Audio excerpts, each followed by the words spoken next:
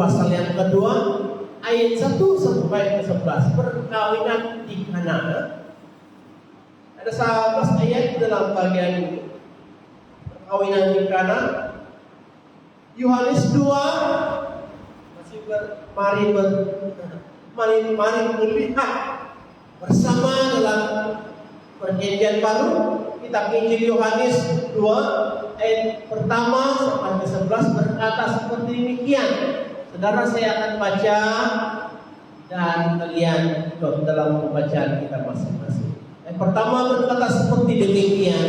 Pada hari ketiga ada perkawinan di Kana yang di Galilea dan ibu Yesus ada di situ.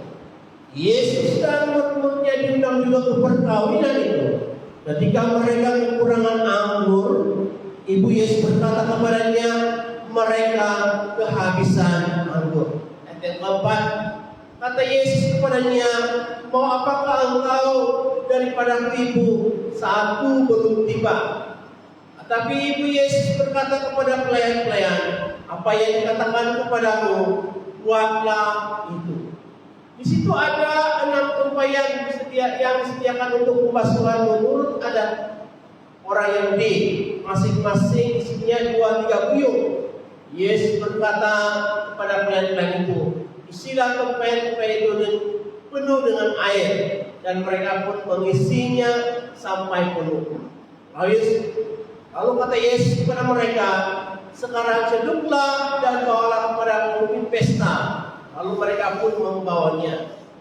Yang 9, setelah pemimpin pesta itu mengecap air yang telah menjadi anggur itu, dan dia tidak tahu dari mantannya, tapi pelayan-pelayan yang menceduk air itu mengetahuinya. Ia memanggil mempelai laki-laki dan berkata kepadanya, setiap orang menghidangkan anggur yang baik dahulu, dan sudah orang puas minum barulah yang kurang baik. Akan tetapi engkau menyimpan anggur yang baik sampai sekarang. Ayat ke-11 terakhir. Hal itu dibuat Yesus di Kana yang di Galilea sebagai pertama dari tanda-tandanya, dan dengan itu ia telah menyatakan kemuliaannya dan murid-muridnya percaya kepadanya. Nah, inilah kisah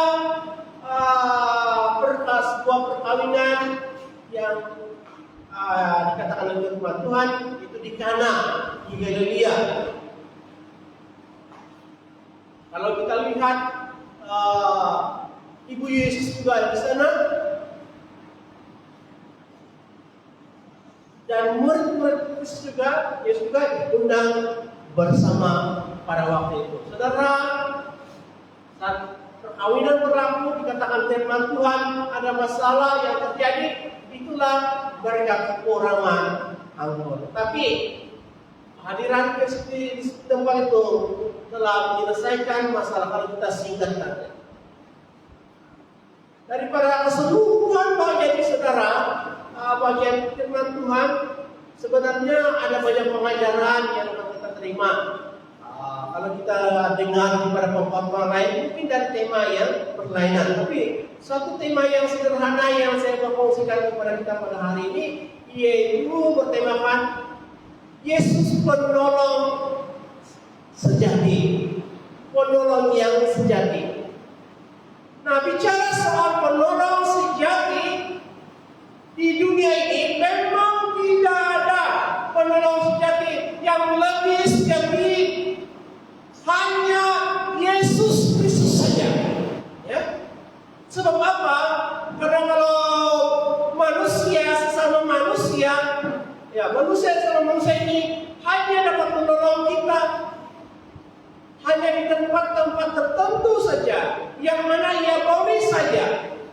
Tetapi kalau Tuhan Yesus dimanapun kita berada, ya, dia setia bersama dengan kita, dia menghibur kita. Baik kalau seorang itu berada di bandar, berada di desa-desa atau kampung, bahkan di hutan sekalipun, yang tidak ada lain internet dan sebagainya, Tuhan Yesus tetap menjadi penolong kita yang sejati di dalam kehidupan ini. Tuhanlah yang mengeluarkan kita daripada bahaya maut, yang senantiasa mengintai Di dalam kehidupan kita ada satu cerita nih kawan, itu yang benar-benar terjadi. Kawan mau pergi cari sayur pakis selepas hujan. Nah, kalau hujan dia pergi, kemudian dia ambillah pakisnya, dia dapat dalam satu karung, ya, satu bubble, ya. Karena dia tidak pernah berenang, lalu kembalinya dia tengok air sudah naik. Tadi dia jalan, air tidak naik karena dia lihat tadi hujan tapi tidak deras. Rupanya di hulu sedang hujan deras. Karena dia malas mau jalan singkat, dia semua seberang. Walaupun sampai dia punya leher sudah, tangannya sudah sampai dia tertelan-telan air. Saudara, begini, waktu dia menyeberang, dia tidak tahu di hadapan sana di atasnya ada bahaya mendatang. Mana tahu ada limpadan atau orang bilang, ya, ada kayu yang sedang besar, sedang hanyut. Dia tahu bahaya maut senantiasa mengintai dalam kehidupan kita. Nah, kalau Tuhan tidak turut campur tangan, bagaimana keadaannya? Saudara, kita baru-baru ini dengar berita television kan, di Penampang ada dua kematian kalau yang silakan. Mungkin mereka sedang istirahat atau berada dalam rumah sedang tidur, tanah tiba-tiba turun. Tertimbuslah ada 2 orang pribadi yang saya tidak mau sebutkan. Saudara, itu terjadi. Bahaya tiba-tiba datang, tidak diundang. Tetapi itulah yang terjadi. Bahaya selalu mengintai dalam kehidupan kita. Tetapi sebagai orang Kristen, dekatkan hidupmu, dekatkan hati kita kepada Tuhan. Sebab mata Tuhan, sorot mata Tuhan senantiasa memandang orang-orang yang mau berlindung kepadanya, yang mau berharap kepadanya, karena Yesus menolong kita yang sejati. Saudaraku yang berbahagia, dalam kitab Injil Yohanes 2 ayat yang pertama sampai 11 mengisahkan bagaimana ada satu perkawinan yang sedang berlangsung di Kana, Galilea. Dan saya andaikan begini, bahwa kalau sebuah perkawinan itu pastilah perkawinan itu, majlis itu diadakan dengan suatu keramaian yang berlangsung dengan sukacita. Adakah keramaian tidak bersukacita? Mesti bersukacita dengan berbagai musiknya, gongnya, ya, kalau di tempat kita. Namun seperti yang saya katakan, masalah kesulitan saat kita bergembira sekalipun, masalah itu kan datang tanpa diundang. Ya.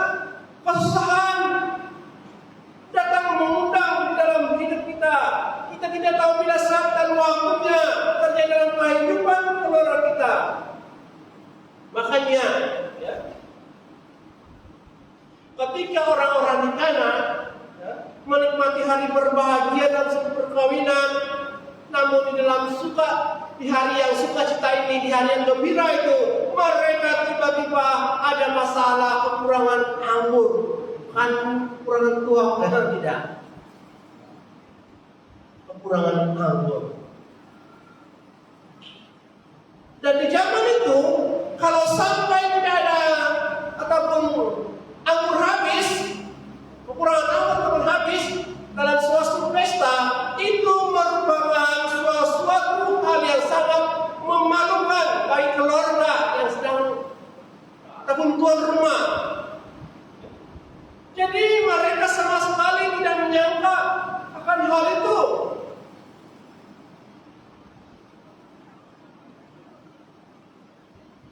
Saya tidak tahu apakah mereka salah kira budget, ya, ataupun apakah orang-orang pada saat itu yang datang pada waktu itu betul-betul haus. Mungkin terlalu ramai yang datang daripada biasa, tidak dijelaskan. Tapi yang jelasnya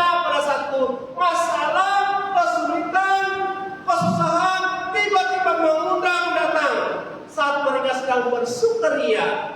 Jadi malu besar si tuan rumah kalau sampai tak cukup untuk tamu yang datang pada saat itu.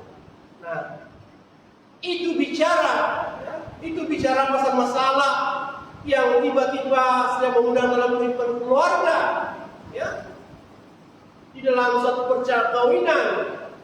Dan saya kira sama halnya dalam kehidupan kita mungkin terjadi dalam kehidupan kita, yang mana mungkin saja dahulu kita ini hidup sangat-sangat baik, hidup dengan gembira, yang kita sangat happy betul, ya itu dulu. Sebab kenapa? Sebab keluarga kita diberkati oleh Tuhan, ya, kita dapat uang ringgit yang banyak, kita dapat banyak pendapatan, kita ada bisnis juga untungnya banyak. Tetapi saudara, tiba-tiba penyakit datang, penyakit yang tidak mau diundang datang, masalah COVID yang berjangkit kepada manusia datang, tidak diundang, apalagi kepada keluarga, apalagi kepada setiap negeri daerah bahkan di dunia ini. Saudara, itu bicara masalah penyakit. Belum lagi dihitung dengan masalah-masalah lain, problema yang lain yang mungkin datang menghantui di dalam kehidupan kita. Jadi kalau hal ini terjadi dalam kehidupan kita, saudara, jangan kita lupa bahwa orang Kristen masih ada harapan lain. Ya? Orang Kristen masih ada pribadi yang mau diandalkan. Orang Kristen memiliki Yesus Kristus yang menjadi penolong kita yang setia, yang sejati di dalam kehidupan kita. Dialah pribadi yang kita boleh andalkan. Demikianlah halnya yang terjadi di perkawinan Kana. Mereka dalam situasi bermasalah, kurangan air anggur, tetapi muncullah Yesus ada hadir dengan mereka pada waktu yang tepat. Tetapi begini ya, sebenarnya Yesus boleh saja. Sebenarnya Yesus mampu untuk menolong mereka. Tetapi bukanlah dengan cara mereka berdiam diri saja, tidak. Tidaklah dengan cara mereka berbalut tubuh saja, ataupun saling mengharapkan satu dengan yang lain. Sesungguhnya mereka perlu bertindak demi penyelesaian masalah itu. Mereka tidak boleh berdiam diri. Demikianlah juga kita dalam kehidupan ini. Kita tahu bahwa Yesus mampu menolong kita. Kita tahu bahwa tidak perkara yang mustahil bagi Tuhan kita. Kita tahu bahwa Yesus yang menolong kita sejati. Ya? Jadi bagaimana sikap hidup kita bila kita menghadapi suatu kesulitan ataupun masalah di dalam kehidupan? Saudara, bagaimana sikap hidup kita bila kita menghadapi suatu kesulitan, masalah dalam kehidupan kita? Kita boleh jadi beberapa perkara. Kalau kita menghadapi kesulitan, masalah apa yang harus kita perbuat? Yang pertama, kita jangan ragu-ragu untuk datang kepada Tuhan Yesus. Yang kedua, jangan ragu-ragu untuk datang kepada Tuhan. Ketiga, ketika mereka kekurangan anggur, Yesus berkata kepadanya, mereka kehabisan anggur. Yang lain-lain tidak berkata, tapi Ibu Yesus berkata kepada Yesus, mereka kehabisan anggur. Saudara, pada waktu itu Maria sebagai Ibu Yesus di dunia ini, Maria tahu bahwa Yesus adalah sosok penolong yang sejati. Maria tahu.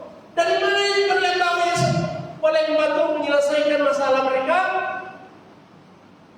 Bagaimana Maria beritahu Yesus mampu menolong masalah itu? Saudara, kalau kita lihat dalam Injil Lukas, pada saat sebelum Maria mengandung Yesus, malaikat itu memberitahu kepada Maria, siapa Yesus itu? Dia masih dalam kandungannya. Dialah Yesus yang menjadi penolong. Maka Makanya Maria tahu siapa pribadi Yesus. Kalau dalam teks lain, dalam Lukas 1:42 dan 43 juga menekankan siapa Yesus itu. Ayat 42 berkata demikian. Lukas 1:42. Lalu berseru dengan suara nyaring, diberkatilah engkau di antara semua perempuan, dan diberkatilah buah rahimmu. Siapakah aku ini? Sampai ibu Tuhanku datang mengunjungi aku. Inilah yang diungkapkan oleh Elizabeth. Ya, ketika Maria datang mengunjunginya, lalu Elizabeth berseru, dia menyaring, diberkatilah engkau di antara semua perempuan, dan diberkatilah buah rahimmu. Siapakah aku ini sampai ibu Tuhanku datang mengunjungi aku?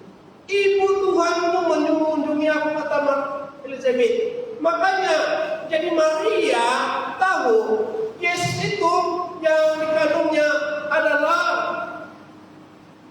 Tuhan. Makanya dia datang kepada Yesus sebab dia tahu Yesus pasti dapat menyelesaikan perkara itu. Saudara yang berbahagia, kalau saya mau bertanya kepada kita semua, ya. Apakah saudara-saudari yang selama ini menjadi orang Kristen percaya kepada Tuhan dan tahu bahwa Tuhan Yesus itu adalah Tuhan di atas segala Tuhan, Raja dari segala raja? Jadi kalau kita tahu bahwa Yesus adalah Tuhan, ya, bila kita ada masalah, bila kita ada problema dan lain-lainnya, mengapa kita tidak minta pertolongan kepada Tuhan yang ada penolong kita? Dia penolong sejati. Kenapa masih ada orang pergi minta nasihat paranormal, ataupun masih ada yang pergi jumpa dukun, masih ada yang pergi jumpa bomo, sedangkan bomo pun tidak mampu lawan penyakit COVID. Saya percaya itu. Kamu dengarkan dulu, ada 30 orang, 10 di Indonesia, mereka mau tolak Indonesia.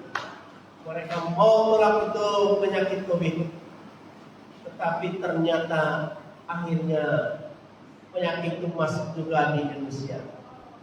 Tidak mampu, dukun pun tidak boleh lawan penyakit COVID.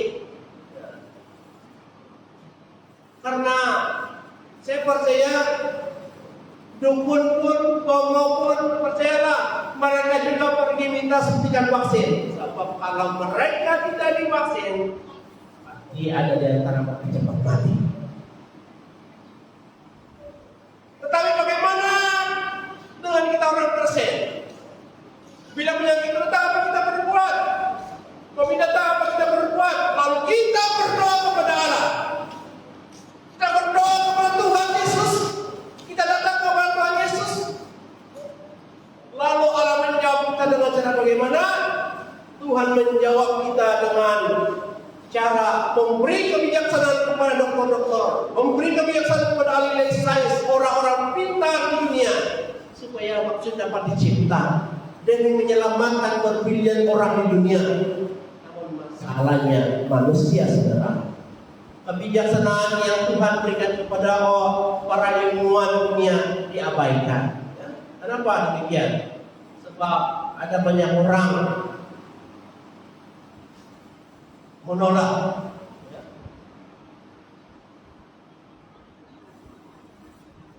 menolak untuk divaksin. Ada orang banyak menolak sebab dia takut mati. Saya mau katakan begini, saya pun takut mati, ya. Tetapi saya pikir begini, kalau saya mati, matinya sebagai orang percaya, ya, dan mati sebagai orang percaya setelah tempatnya di dalam kerajaan surga. Maka jangan ada yang keliru dengan berbagai ajaran-ajaran ataupun filsafat-filsafat yang menyimpang daripada Alkitab. Ya. Sebab ada orang kata ada cacat 666 lah, ada chip lah, ya, ada chip halus lah. Memang kerajaan 66 itu ada. Kalau dilihat dalam surat Wahyu, ya. Tetapi itu terjadi selepas pengangkatan kita. Anak-anak itu hanyalah dalam masa orang Israel saja nanti. Nah itu yang menurut saya sendiri belajar dalam sekolah teologi. Tapi saya tidak tahu orang atau ajaran orang lain. Nah, saya tidak tahu doktrin orang lain. Apakah yang mereka sampaikan itu berdasarkan dengan persoalan Alkitabiah ataupun bagaimana? Namun begini, percayalah Tuhan nanti semua yang menjadi pengajar akan diadili sesuai dengan pengajarannya. Baik dia seorang pastor, baik dia seorang gembala, sidang, ya, guru-guru teologi akan diadili sesuai dengan ajarannya. Jadi begini, maksudnya secara ringkas. Kalau kita punya keyakinan bahwa Tuhan itu adalah penolong kita, maka kita akan langsung datang mencari Dia pada saat masalah kita tiba. Begitu kan? Kalau kita tahu bahwa Tuhan itu benar-benar penolong sejati, maka kita akan terus datang kepada Dia kalau kita ada masalah. Dan hal yang sama kita perbuat begini. Kalau kita sakit, ya, betul-betul kita sakit keras, kita akan mencari dokter. Tetapi kita akan cari dokter yang betul-betul kita percaya, kan begitu kan? Memang kita cari dokter yang betul-betul kita percaya. Kita akan pergi klinik yang mana dokter itu yang kita percaya. Dan tidak tahu lah kalau di Kompar ini mana satu dokter yang kami yakin. Ya? Bilang kamu minta obat, kasih sembuh obat. Maka demikianlah dalam kehidupan kita. Kalau kita tahu siapa yang sebenarnya dan kita percaya penuh kepada, maka kita akan selalu datang kepada Dia terlebih dahulu. Kita tidak akan datang kepada yang lain. Sebab kita tahu hanya Dia penolong kita sejati dalam kehidupan ini.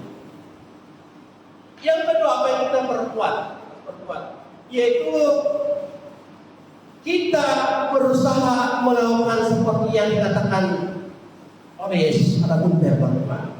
Kita berusaha melakukan seperti yang dikatakan firman Tuhan dalam ayat ke-5, dikatakan seperti begini. Tetapi Ibu Yesus berkata kepada pelayan-pelayan,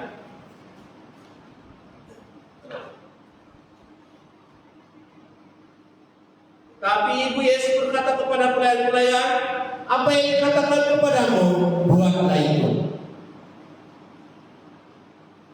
Itulah yang jelas dalam ayat yang ke-5. Jadi Maria sesungguhnya menyadari. Maria menyadari dan tahu hal itu, dan dia menyampaikan kepada para pelayan. Maria tahu bahwa Yesusnya kuasa.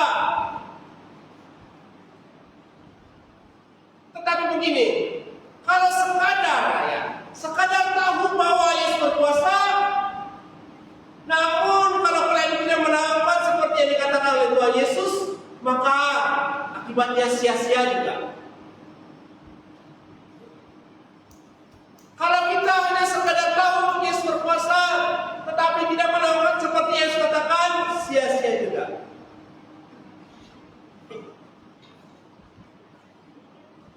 Dinilai dan kita lihat bagaimana sikap manusia terhadap Yesus. Saat ini memang manusia tahu bahwa Tuhan Yesus itu sungguh berkuasa. Dia itu maha kuasa. Sekali lagi saya katakan, sekadar kita tahu Tuhan Yesus berkuasa, tetapi kita tidak mentaati seperti yang Tuhan Yesus katakan, seperti yang diajarkan, maka pastilah kita diambang kegagalan, kita akan kekecewaan. Saudara, ada orang yang selalu minta-minta daripada Tuhan. Dia berdoa, tetapi masalahnya dia berdoa juga, tapi dia tidak mau taati ajaran firman Tuhan. Ada orang kalau di rumahnya dia yang paling banyak permohonan kepada Tuhan. Oh, dia katakan tolong doakan ini dan itu dan sebagainya. Tetapi masalahnya saudara, kalau beribadah di rumah Tuhan, memang dia yang paling banyak alasan. Dia bilang itulah, tiada tugaslah. Banyak dia punya alasan, apalagi sekarang musim COVID, maka bertambah-tambahlah dia punya alasan. Tapi sekarang tidak apalah. Jadi saya pikir orang sebegini janganlah berharap permintaannya, permohonannya, masalahnya, kesulitannya dia dapat ditolong oleh Tuhan. Karena orang ini banyak alasan tidak mau taat seperti yang dikatakan oleh Tuhan. Sebab daripada sikap hidupnya saja mencerminkan sikap orang yang taat seperti yang difirmankan oleh Tuhan. Apalagi mau mengikuti apa yang Yesus katakan. Tapi saudara, kalau kita lihat firman Tuhan, ketika para mulai itu melakukan dan membuat seperti yang Yesus katakan, bukan saja mereka telah menyelesaikan masalah Quran air anggur di pesta keramaian itu, tetapi lebih daripada itu mereka melihat kuasa mujizat Tuhan. Sebab Tuhan Yesus penolong sejati. Itulah Tuhan Yesus.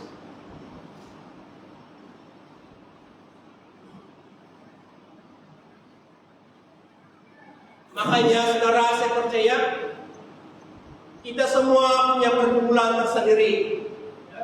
Kita ada kekurangan dalam keluarga masing-masing. Lalu dengan cara kemampuan kita sendiri, kita tidak dapat atasi masalah persoalan kehidupan kita. Tetapi begini, janganlah kita takut menghadapi apapun kenyataan di dalam dunia ini. Sebab orang Kristen mempunyai penolong sejati. Apa yang kita perbuat, kita hanya perlu datang berlutut dan berdoa di hadapan Tuhan dengan kerendahan hati. Lebih daripada itu, engkau harus lakukanlah seperti yang diperintahkan oleh Tuhan Yesus. Perbuatlah itu, kata firman Tuhan. Maka mungkin bukan saja engkau akan melihat persoalan hidupmu diselesaikan, bahkan mungkin engkau akan melihat perbuatan yang besar, pujian Tuhan terjadi lebih besar daripada yang kau minta, dan hidupmu akan kembali tenang dan damai. Semua itu saudara, karena kita memiliki penolong sejati. Oleh sebab itu saudara, jangan takut akan masalah, problema yang mungkin mengancam dalam kehidupan kita. Sebab ada suatu pribadi yang setia bersama dengan kita, yang menangani bersamamu. Itulah Tuhan Yesus yang disembah, penolong sejati. Ia tetap setia bersama kita sampai selamanya. Dan yang ketiga, apa kesannya dan apa akibatnya apabila mereka datang memohon pertolongan kepada Yesus? Dan apa akibatnya apabila mereka melakukan seperti yang Yesus katakan? Kesannya saudara begini. Kesannya daripada keduanya mereka datang kepada Yesus, mereka buat seperti Yesus katakan. Akibatnya masalah, kesulitan, bahkan malu besar yang mungkin akan terjadi dalam keluarga itu terhindar, ya, terhindar daripada berlaku dalam kemeriahan suasana majlis pada perkawinan itu. Mereka terhindar daripada masalah itu. Ya. Saudara, dapat kita bayangkan kira-kira bagaimana kalau ada kekurangan pada waktu itu. Keadaan akan pucat-kacir, ya. Pesta akan pucat-kacir kalau masalah mereka tidak dapat diatasi. Dan kemungkinan juga ada pertengkaran. Konflik boleh berlaku dalam kedua belah pihak keluarga apabila ada keperluan mereka yang kurang. Mungkin yang keluarga perempuan kalau di situasi kalau di tempat kita paling menyalahkan yang satu. Mungkin yang berkata tidak cukup, uang tidak cukup, barang amat mahal. Gitu kan? Nah, keluarga laki mungkin dia tidak percaya dan berbagai-bagai lagi. Karena malu dengan tetamu yang ramai. Tidak termakan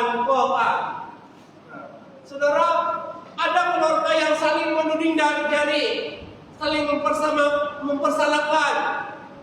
Kalau hal itu berlaku,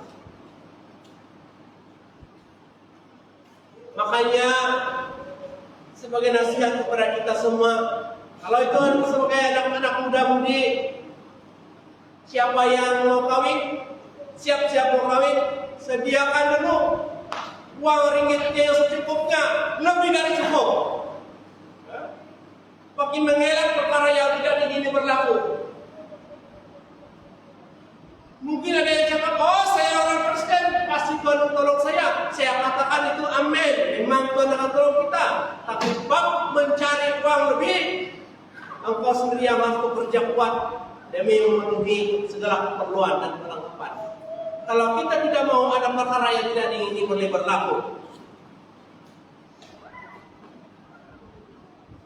harus penuh perlengkapan. Tapi siapa yang mau jimat belanja, kawin langsung COVID. Sebab tidak banyak orang akan hadir di majlis keramaian. Amin kan? Tapi kita mau ada majlis keramaian yang besar. Karena sekali saja seumur hidup, maka itu saudara, berdoalah, bekerjalah, mencukupi segala keperluan, supaya tidak terjadi yang tidak diingini di dalam kehidupan kita, seperti yang berlaku di Kana. Saudara yang berbahagia, yang saya kasih dalam nama Tuhan Yesus Kristus. Nah, sebelum mengakhiri atau pada hari ini, saya mau membawa kita untuk mengimbau kembali, ya, apa yang dapat kita pelajari daripada bagian firman Tuhan pada hari ini. Nah, seperti yang saya katakan bahwa di awal tadi, di mana bahwa setiap manusia di dunia ini punya masalah, punya pergumulan, punya masalah kesehatan, ada masalah kebahagiaan dalam rumah tangga. Siapa yang tidak masalah dalam rumah tangga? Semua orang menghadapi masalah kebahagiaan dalam rumah tangga. Ada masalah kekurangan uang ringgit yang tidak cukup dan sebagainya. Begitulah pergumulan masalah dalam kehidupan manusia. Kadang-kadang begini, masalah itu datang secara mendadak tanpa kita undang. Apa yang kita mau tolak itu yang terjadi. Tetapi begini, apabila kita menghadapi kemungkinan, mungkin berbagai masalah hidup kita yang mungkin tidak lagi terkawal atau tidak terkendali di pihak kita, jangan kita mengambil jalan pintas. Jangan melakukan perkara yang negatif. Tetapi sebagai orang Kristen, saya ingatkan kita bahwa kita masih mempunyai pribadi yang boleh kita harapkan. Kita masih mempunyai pribadi yang setia, menjadi penolong kita yang sejati dalam kehidupan kita. Dan itulah Tuhan Yesus Kristus yang kita selalu puji-puji, yang kita selalu sembah di dalam kehidupan kita. Makanya bila ada persoalan dalam hidupmu, mari datang, sujudlah, mohon pertolongan kepada-Nya, dan niscaya Tuhan sesuai dengan imanmu dan keinginan kita sebagai anak-anak Tuhan yang dikasih, Tuhan akan menjawab kita, Tuhan akan menolong kita. Sebab bagi Tuhan tiada perkara yang mustahil baginya. Sebab Yesus penolong kita yang setia di dalam kehidupan ini. Sejak dahulu, sekarang, sampai selamanya, sampai merata, Tuhan tetap memberkati kita dan menyertai kita. Dia penolong yang sejati. Mari kita berdoa. Bapa kami di surga, Tuhan kami Yesus Kristus Juru Selamat kami. Kami tahu Tuhan,